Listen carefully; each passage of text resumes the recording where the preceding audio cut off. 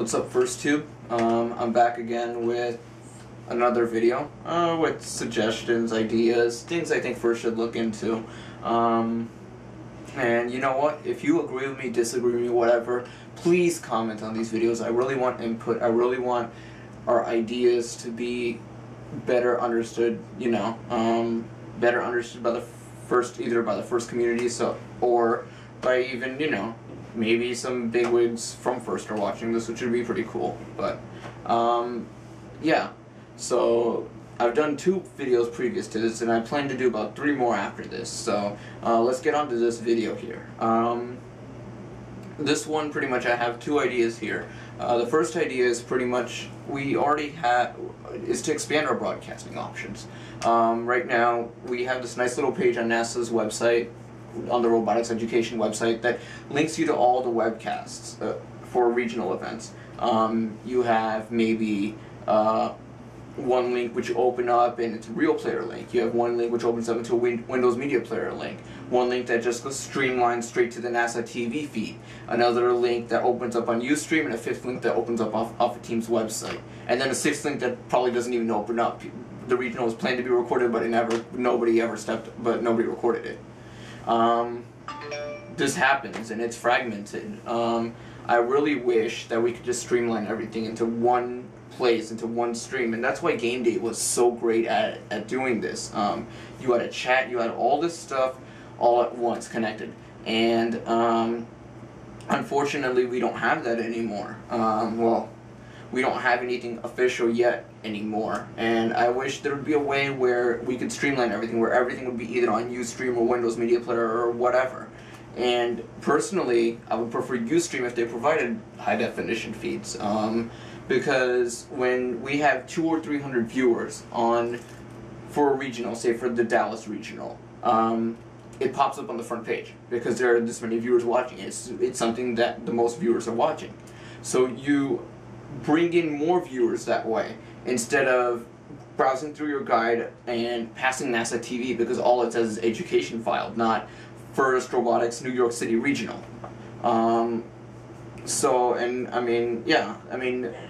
There's one, that's the one thing that I really, instead of going through your guide, you have it right there at your fingertips. If you're just going to Ustream, say, to watch, some sort of show or catch an archive of a live show or something like that, you have it right there for you. It would really be cool if it was all done through the First website. If First actually set up something where they're like, okay, week 4, Waterloo Regional, bam, here's the feed, it's embedded on our website. And then you scroll down and there is the Los Angeles Regional feed, bam, embedded on the website. It would really be neat. I know it takes a lot of resources, it takes a lot of manpower to do this type of thing, pull off this type of operation, but maybe it's something we could look into in the future. Maybe not this year, not next year, maybe something 7 or 8 years down the line. At least if there's progress in this field, it would really be neat. I believe we got the Connect a Million Minds deal with Time Warner Cable. Somewhere in that agreement, somewhere in the press release, it said something about broadcasting options, and we've yet to see this, but hopefully it starts rearing its head in the near future. Actually, here's a good idea. What if for those of you who watch college football and NFL games, there's this channel which is offered for college football, it's called Goal Line, or for the NFL, it's called NFL Red Zone Channel. It pretty much shows you all the big plays as they happen.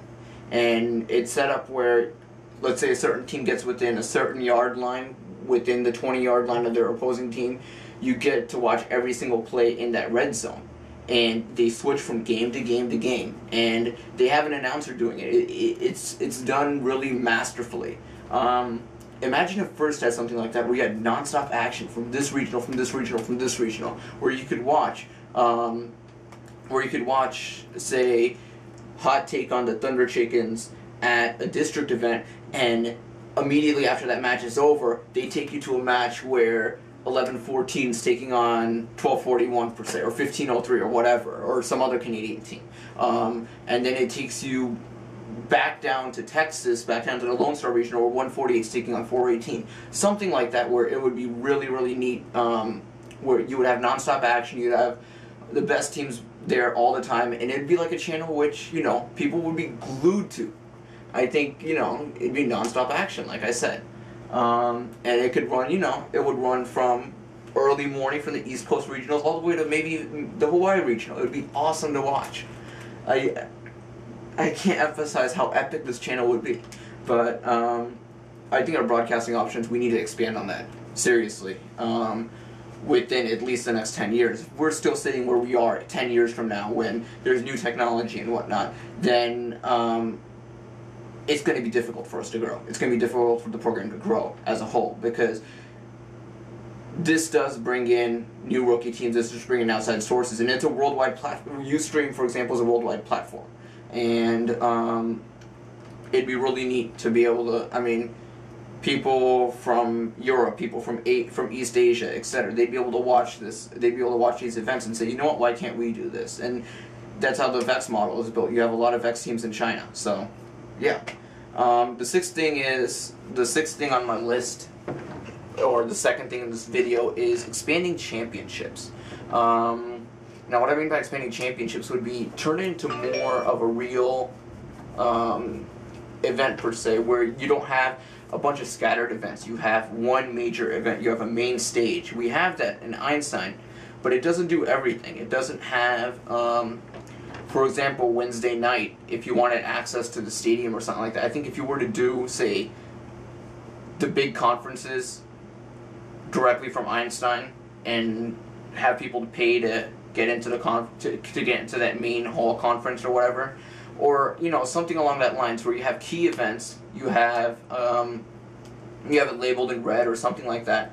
You would have the FTC finals on the field, etc. I think if you were to turn it more into like an expo type show, some teams already have like their pits set up sort of like an expo booth, and I think it's really neat, because when people are walking by and they see the interesting stuff that you put on your rollout, when the judges walk by, so most of these teams do this for the judges, but if you're going to have spectators, if you're going to grow, you're going to eventually have spectators coming to the pit with safety glasses on. You want to show them what you've been able to do, what you've accomplished, using, you know, whatever funding you've gotten, whether from the Department of Education or JCPenney or Boeing or, you know, whatever the other sponsors you may have are. And you truly want to show what you've done, and you want to be proud of what you've done, and you put a handout or you put a poster or whatever together, and it turns into like sort of like an exhibition show. And, you know, that's how most trade shows work. You have expos, you have, you know, new technologies unveiled, whatever. You have a place where there's a podium and a whole bunch of seats, just like we do with the Autodesk Theater and the pits for championship.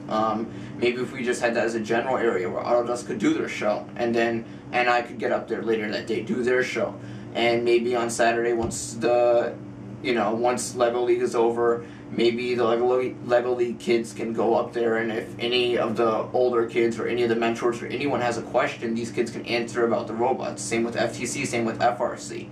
If we're going to expand in the world of media, in the world of broadcasting ourselves, in the world of actually, you know, I don't want to say turning into a sport, but turning into a sport that people can relate to, where it's more of like an event. You have big name speakers, you have big name people, then you're going to have to step up on that stage and answer questions. And I think it'd be really neat if you did have something like that, like a press conference place. You have that in football, you have that in basketball, you have that in hockey, you have that in other sports, where after the game they go immediately to the mic, you know, rocking whatever clothes they're wearing, answering questions about the game. I think it would really be neat if FRC did that.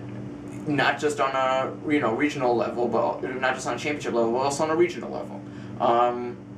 There are other things FRC can expand on. I actually went to an event recently which, instead of having some sort of celebration that you normally would have, like we have with the games and stuff on Saturday night, they had a banquet. And I think that would really be cool if we tried it one year. Maybe underneath the arch, you have that huge park. If the funding was there, I think a banquet would really be neat. You could wrap RoboProm and all this stuff into one. yeah, I mean, there are many other ideas you can expand championships. I'm thinking if you were to run championships, say, from Wednesday to Sunday, or from Wednesday to Saturday, even, whatever, expand the time slot for the events. Make it so the fields are open from 6 to 9 Wednesday, or do something where some teams can get practice matches in on Wednesday as well as first thing in the morning on Thursday.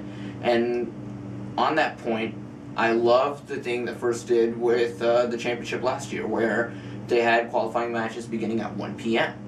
And that's something that should continue happening. I mean, 10 chances to play against the highest caliber teams would really be is really something. Now, I have opinions also on the qualification process for championship. I don't really want to get into that in this video. I'll just say that it should go back to like a point system, like how we have for Michigan State Championship, where chairmen are automatically invited. All the normal award-winning teams are automatically invited, but the teams that open registered, that should be shut out. The teams that want to register that haven't gone in 3 or 4 years, they should still be let in, but the teams that get in through open registration, those teams, those slots should be eliminated, and those slots should be given to teams that had the highest performance score. 2 points per win, 1 point per loss, or whatever. However people do it, say for Fantasy First, for example. A certain award is 10 points, etc.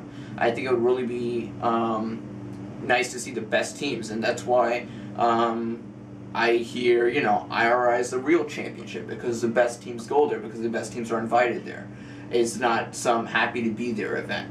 And I think that's something really we see. We see a huge drop-off. We see where the elite teams are on the field, at like Galileo or Curie or Newton, and then we see the bottom feeder teams who are just happy to be there. And that's something that really, if you are having a championship event, you want the best of the best there. You can't call it a championship event unless you don't have that there. But yeah, I guess I'll talk to you guys later. I really don't have anything else to add to this. Next video, I'll have a few more interesting points, and hopefully I can get your opinion on that as well. So until then, peace out, guys. Bye.